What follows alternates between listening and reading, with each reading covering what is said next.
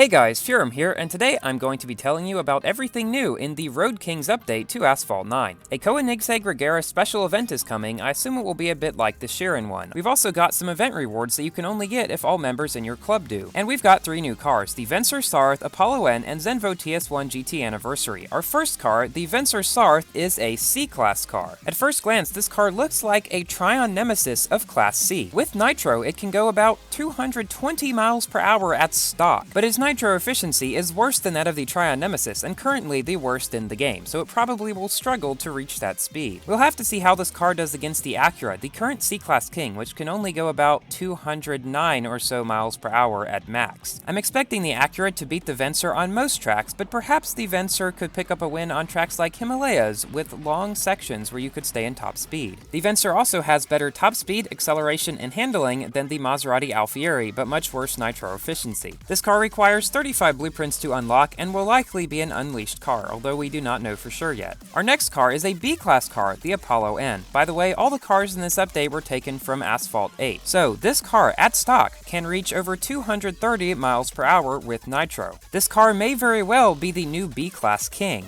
At max, it will likely go as fast as the SCG, with nearly as good of acceleration, better handling, and slightly worse nitro efficiency. Compared to the F12 TDF and Sinar 1, it will have better top speed, better acceleration, better handling, but worse nitro efficiency. Compared to the Corvette, it has much better top speed and acceleration, but worse handling and nitro by a lot. I would consider this car to be sort of like the Sheeran of Class B, with good all-around stats but mediocre nitro. It requires 30 blueprints to unlock, and it will likely be an unleashed car like most of the other new cars have been. We'll have to see in some tests how it really compares to the other high-end B-Class cars. Now for the third new car of the update, which is the Zenvo TS1 GT Anniversary, which is in Class S. At stock, it can reach nearly 260 miles per hour with nitro, and it looks like its acceleration is quite good. Its handling and nitro efficiency are pretty bad though, although its nitro is not as bad as the Tryons. This car will probably slot between the Lycan and Fenner in terms of performance. Because its top speed and acceleration are pretty close to the Fenners, its nitro efficiency will be rather bad like the Lycans, but I do not expect this car to drift as well as either of those cars. When compared to the, say, REGERA, its acceleration stat is exactly the same at stock, but its top speed, handling, and nitro are all worse, so this isn't going to be any sort of new king or anything.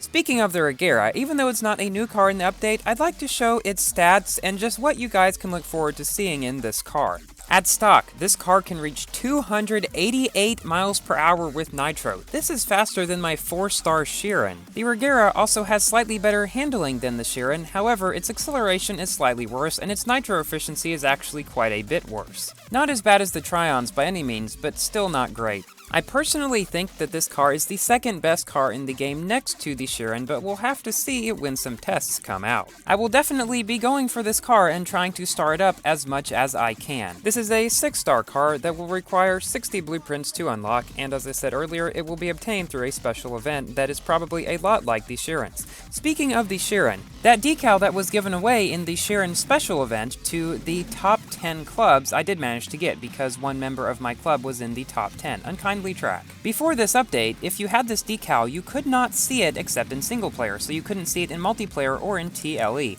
Now, in this race, which is a multiplayer race, you can now see it, so you can now use this decal if you have it in multiplayer. And that just about wraps it up for this update. Thank you all so much for watching. Please like the video if you've enjoyed, and consider subscribing for more Asphalt 8 and 9 content, and I will see you in my next video. Goodbye!